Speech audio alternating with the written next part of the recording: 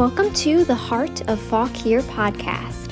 Here you'll learn the stories and tips from local business leaders and entrepreneurs who make up the heart of the community. Discover what makes Fauquier so wonderful and be inspired by the journey of local success stories. Now let's join Austin, owner of Bedrosian Cleaning Services, as we hear from today's special guest. Welcome to today's episode of The Heart of Fauquier. Today I have the privilege of visiting with Dylan and Erica Butler. They own Hayfield Farm, is that right? Yeah. And I'm excited to talk to them about their business. They also have full-time jobs, so they're super busy, and they have a really cool story that we're going to get to hear now. So just for starters, just say a little bit about who you are, what your business is, what Hayfield Farm is, and then we'll go from there. Sure. Hayfield Farm, we're a small farm in the southern end of Fauquier County. We raise cattle, hogs, lambs, chickens, both for layers and for broilers, as well as in the fall of the year, get ready for the holidays, which we're in now. We do turkeys once a year. So Okay. Not only do we do that, but we partner with a couple other of our neighbors to be able to expand our operation onto their land as well. Right. Awesome. And your shop is right here at your house and everything like that. So lots of people coming in. I know you guys showed me, but it is a little dark at the moment, so I'll have to come back when it's daytime and buy stuff too. So we'll have to get some steaks and everything. Absolutely. So when did you start the business? So we moved, when I say we, my family was the one that had started the business. Okay. And it started more as a 4-H hobby farm when I was a kid. So we had show cattle, and every year you get a new one and you kind of push them out to the field, and they have babies. So eventually your numbers get higher and higher as you get older.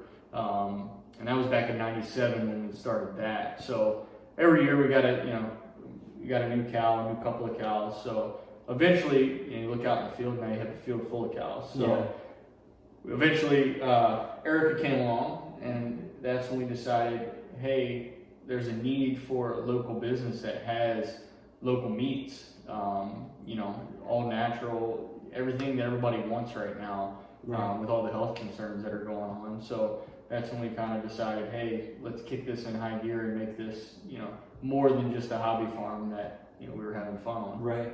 That was in like 2018. 2018. Okay, so 2 years that you guys have really zoned in on it and made it yours. Created the website, started the farm shop, social media, really just making it a thing. Okay. Yeah.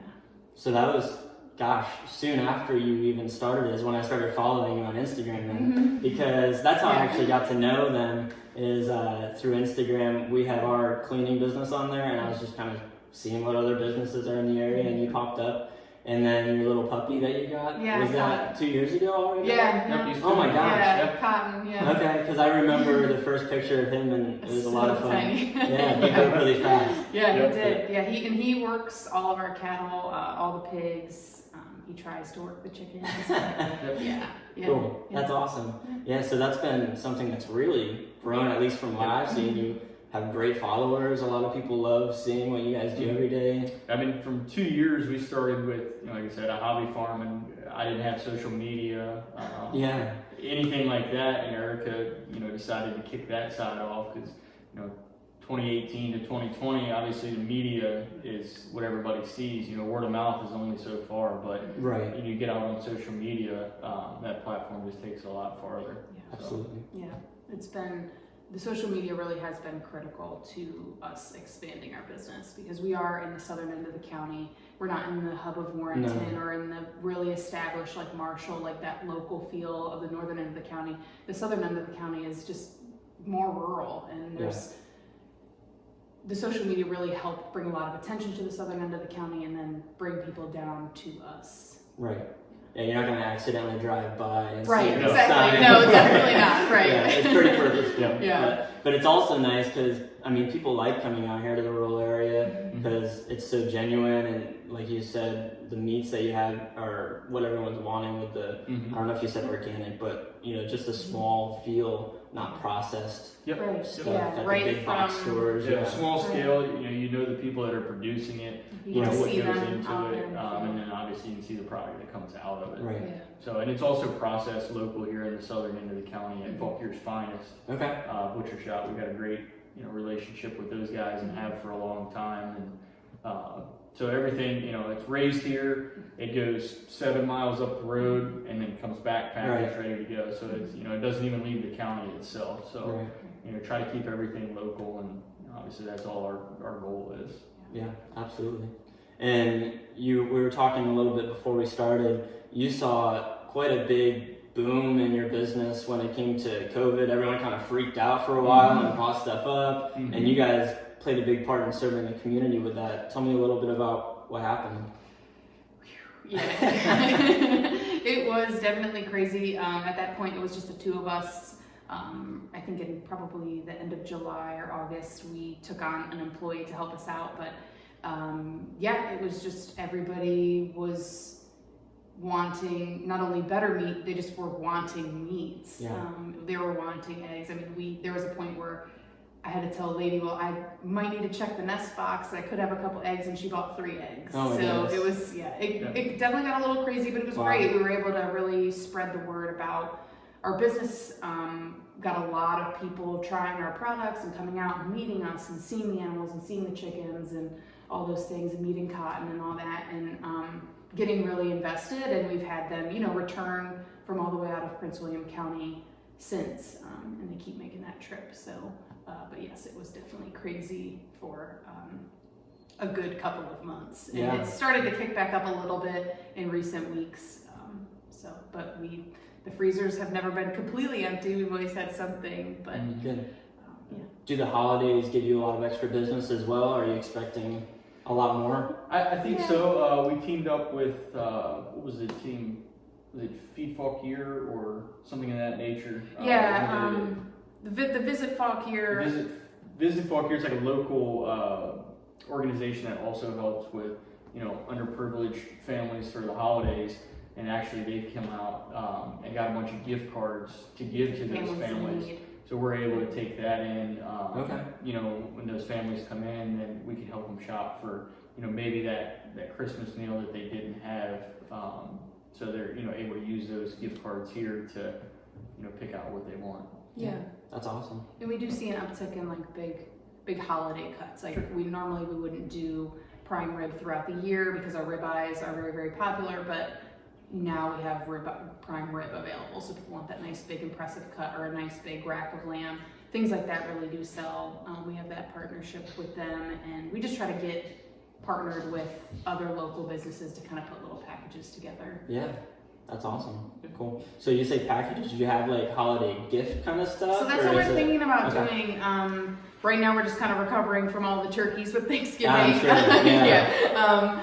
But we partner with Genesis Soaps. They are less than 10 minutes down the road, and it's a mother-daughter team, and they make goat milk soaps from their own goats. And they're very festive, a lot of holiday themes. Everything's all natural, so it's great. And then we have Wild Thistle Kitchen. We do her ice cream, baked goods, things like that. So we're trying to put together maybe something, either a holiday deal or a package where you could get like maybe a couple steaks, a couple soaps, or a gift like our favorite local things of the soaps, maybe a couple ice creams and stuff like that people could try. We also do local honey because we are not dealing with bees, that's for sure.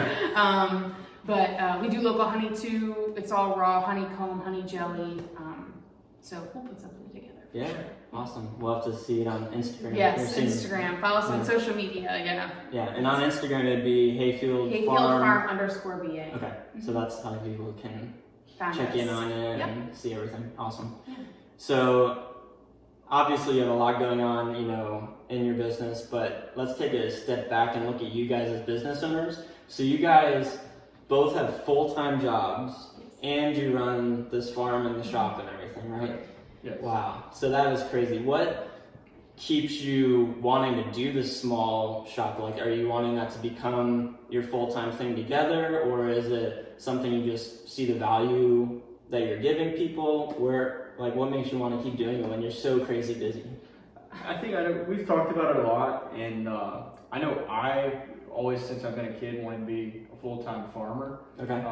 And not having growing up in a family, I think we talked about it, that, had a huge dairy farm, to fall into, or, a huge amount of land access that we have, or a grain farm or anything like that. And just finding our niche, I think is what kind of drives us into it. And it's something that, down the road as we grow more, maybe have more access to land, make this into something where I think we've talked about it, myself being a full-time farmer. Okay. And then Erica, continuing on with where she is now. I hate to leave where I'm at because, I love both things that I do. Yeah. But I think eventually, at the rate that we're growing right now, it's something that, I'm going to have to take a step back. And, it might need you, yeah. We're going to need something else here all the time. So. Yeah, there's definitely going to come a point in the business, and I feel like we're approaching there in the next 5 years, probably, maybe even less, that where the demand for the business is going to really start to outweigh the time that we have, and we're really kind of teetering that line right now. So a decision is going to have to be made soon, because us both working full-time and not being here 24/7 is going to kind of put a ceiling on how much the business can really grow. So that's going to be a decision we're going to have to make when that time comes. Cool. And I think that starting a business on the side of a full-time job is really smart. I mean, that's something that my wife and I did as well with our business, and I think a lot of people do it. Yeah. What kind of advice would you give someone who is maybe thinking about starting something on the side, or currently does, and they're going crazy because it's just so much going on? How do you not go insane with everything going on? How do you keep your focus and everything? I think you have to keep a separate business and personal life. I think there was a point that we found that everything was business within our relationship, and the point that we realized, all right, we need to hire someone else to come in here and do this, or one of us needs to jump all the way in the water. Right. Of course, we hired someone to start now, just because starting a business while you're already working full time is kind of a way to dip your toes in it and see what happens.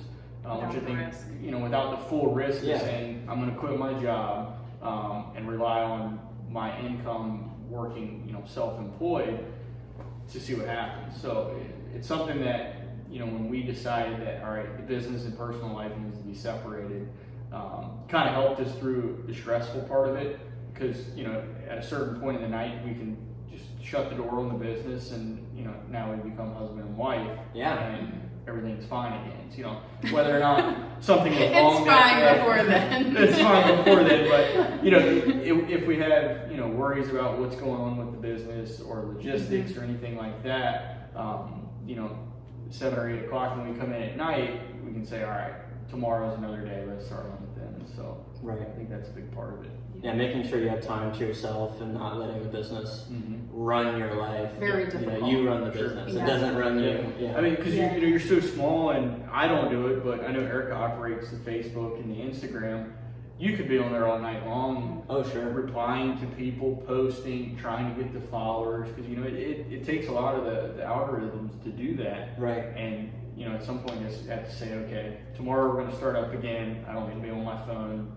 Let's watch a movie. Let's have dinner and just peace. So that's part of it, I think. Yeah, I feel like when there have been some crazy days, and that's okay. We're not going to pretend that it's all sunshine and like rainbows every single day. There are definitely days where it's very, very overwhelming to be working and to be doing the farm full time.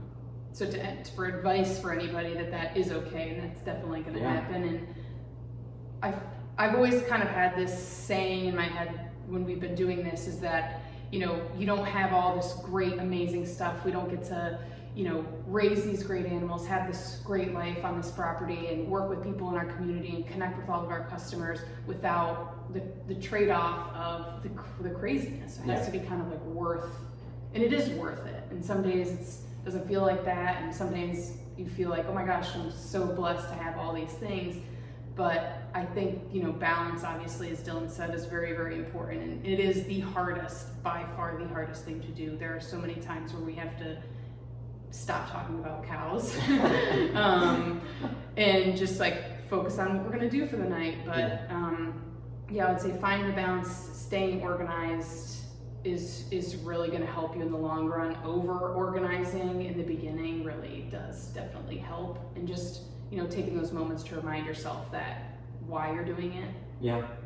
But I think I definitely think that starting with your small business on the side and working and continuing to work full time, it is worth it, because the reality of the situation is it would be nice to just quit your day job and do what you love to do, but the bills still have to be paid and you have to still make sure that, you know, you're putting food on your table for your family and all those things. So I would, like we said earlier, we're gonna stick with our full-time jobs until we meet that place where we're like, okay, we're ready to make the jump. For Dylan to fully jump to full-time. Yep. Awesome. Yeah. And then you mentioned this year you guys got married. Yep. Is that right? Yep. Yeah. Congratulations. Thank That's you. awesome. In the midst of everything going on. Yeah, no big deal. Yeah. But probably the best thing that happened this year. So made it so it's not. Yep. I don't know, a lot of people kind of threw this year away and are like, ugh. Yeah. And I kind of understand. 2020. Yeah, but there's some awesome stuff. I mean, we had our daughter. Yeah, So, exactly. you guys got married. There's always something good. Yeah. So And you know, that gave us some much needed time off where we were able yes. to go to Yellowstone. And our customers were great about that. They were very understanding when we were gone for like 2 whole weeks. Yep. It was awesome. So we had fun, got to relax, take a deep breath, come back and jump right in, because Thanksgiving was on its way. So Right. So when did you guys get married? In October. October. 17th. Yeah. Okay, so not too long ago. Yep. No. Yeah, that's exciting. Yellowstone. So Yeah. did you guys fly out there? We did. We flew out to Denver and then drove into Wyoming and then kind of did the whole loop and ended up back down in Idaho at the Tetons and then. Awesome. I think we covered it was 2,200 miles we put on the rental car. Yeah. Oh my goodness. Once we touched the ground. So Yeah. It was great. It we was had a good amazing. time. We saw everything you could ever think of. We saw it. I believe it. was a Yeah, from blast. prairie dogs to moose and grizzly bears and Yeah. My brother lives out in Wyoming, Utah, kind of both areas. Okay. And he loves it, sending pictures and stuff. I have to go out and visit. Yeah. amazing. It just Makes keeps you popping jealous up. with the pictures. I know. Yeah. I We're know. flatlanders out here. Yeah. It's amazing out there. So just kind of to conclude things with the last couple questions. I like to hear, you grew up in Fauquier, right? Yes. Did you both of you? Mm-hmm. Okay, Yeah. awesome. So what would you say is your favorite season in Fauquier and why? My favorite season. Because you guys are outdoors all the time. You have a lot, you see everything, things fluctuate a lot for you guys especially. Yes. What would you say is your favorite season of the year and why? I think mine personally is fall. Yeah, fall. Okay. Fall. Spring and summer are such a busy time that fall is where we make it through our crops, make it through hay season. The cattle are all squared away.